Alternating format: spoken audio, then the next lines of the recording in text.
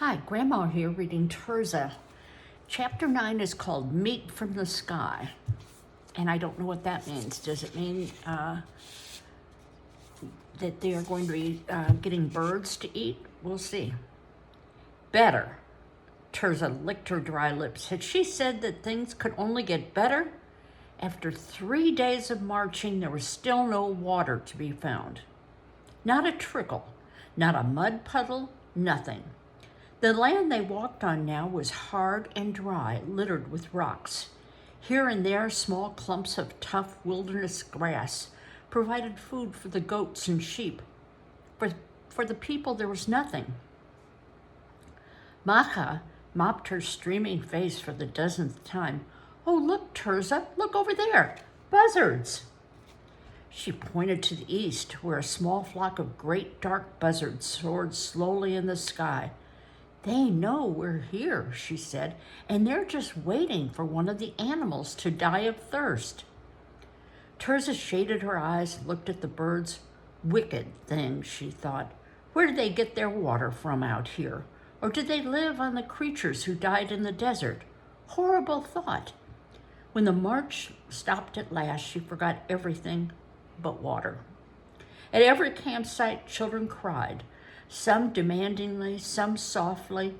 It was hot, and what little rations of water were left satisfied no one. Not far away, Moses and Aaron were trying to talk to a gathering crowd of people. Angry voices protested. "Do you expect us to cross this desert without water?" one demanded. "Just what are we to drink?" Near enough for Tirzah to hear him, Moses answered, "Tomorrow we will reach a place where there is water. Be strong, just a little while longer."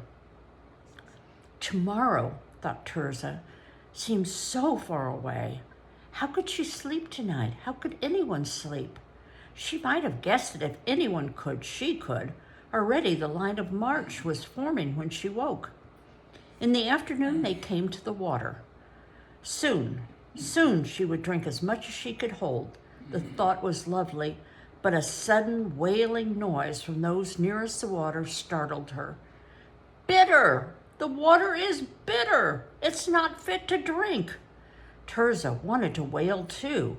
Someone called out, "Moses, this is your fault. What are you going to do now?" Other voices joined in with angry words. Tirzah thought she would wail. Why was this happening? She knew she was going to die of thirst. In her misery, she barely heard the words of Moses as he cried out to Yahweh. Next to her, Macha pushed against the man in front of them. "What's he doing? I can't see," Macha complained. "Are they drinking the bitter water?" The tall man in front of them was impatient. "Hush, hush, wait a minute. Moses is throwing a branch in the water. Now he's scooping up water and drinking it. Yes, he's drinking it." From the front lines came shouts of wild joy. "It's sweet. The water is sweet." Others took up the cry. "A miracle, a miracle. The water is good."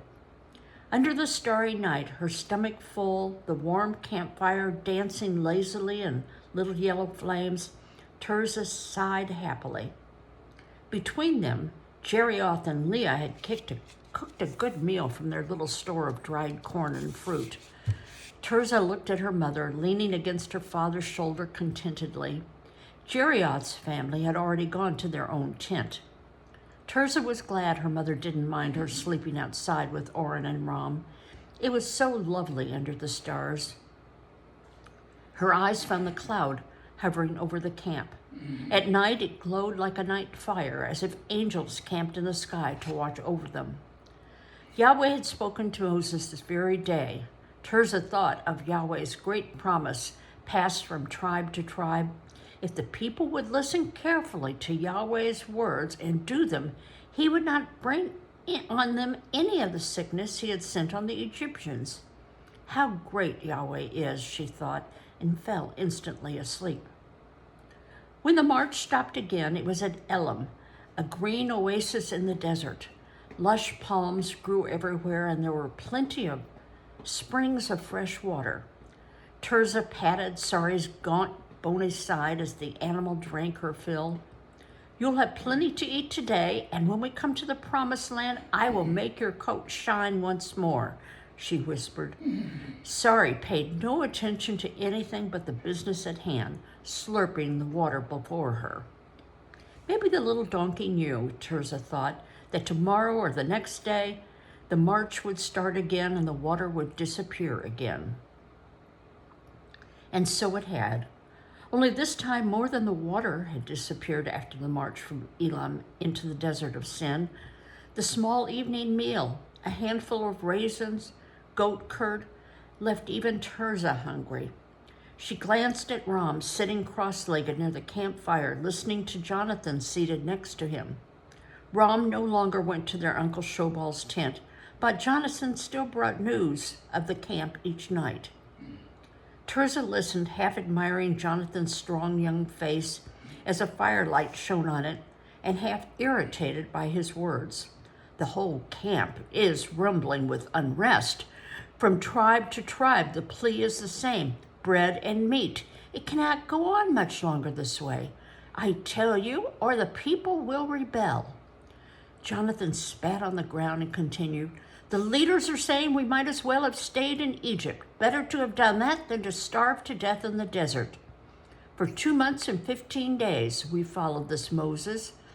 Jonathan paused, but Ram said nothing. Tirzah's arm shivered in the cool night air, and she moved closer to the fire. What if Jonathan was right after all? What if the people had already disobeyed Yahweh, and now he would let them die in the desert? Someone was coming up the path, singing softly in the dark. Jerioth. Her voice was clear, high, and sweet. The words of the song fell and rose like gentle doves in flight. I will sing to the Lord, for he is highly exalted. The horse and its rider he has hurled into the sea. Tirzah listened carefully, remembering how the words of the song went. In your unfailing love, you will lead the people you have redeemed. In your strength, you will guide them.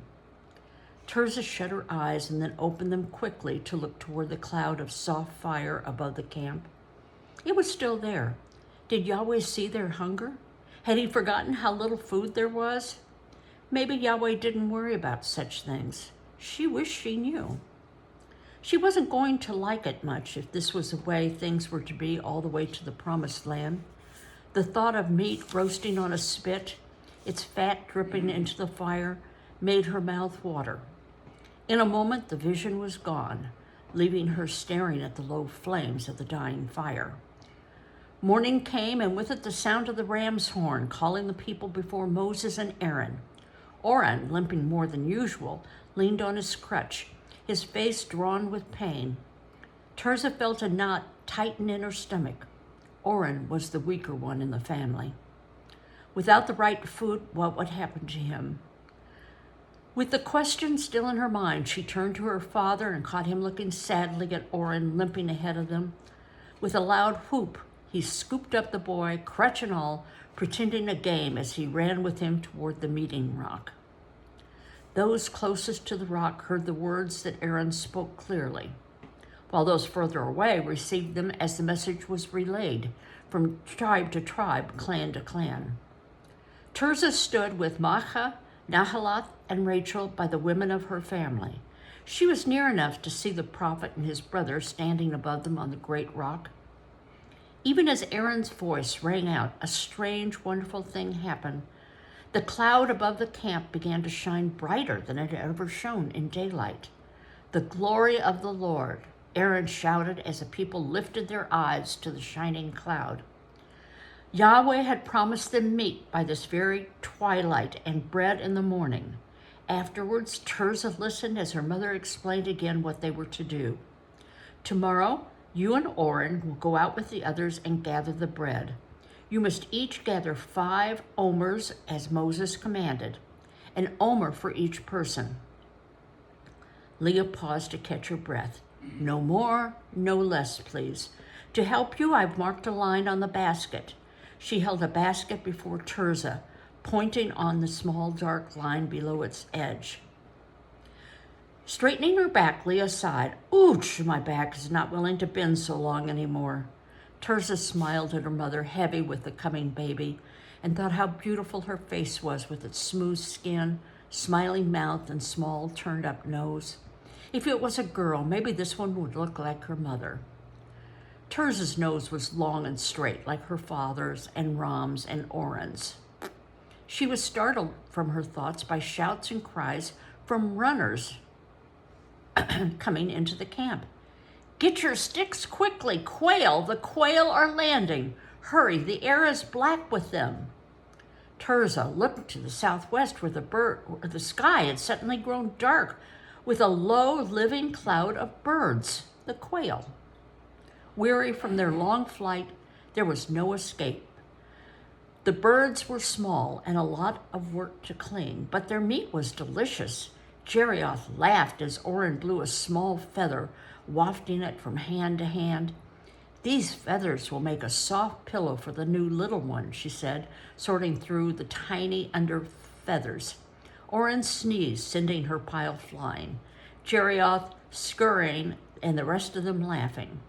"May I join the fun?" It was Abishur. "If you have brought your flute, then you may join us," Tirzah's mother teased lightly. From inside his tunic, Abishur withdrew the flute and held it high. "Will this old thing do?" he asked and grinned. The flute was unlike any other Tirzah had ever seen. Its smooth wood carved into tiny vines and leaves. "Old thing, is it?" Oren said. "Then just let me throw it in the fire for you.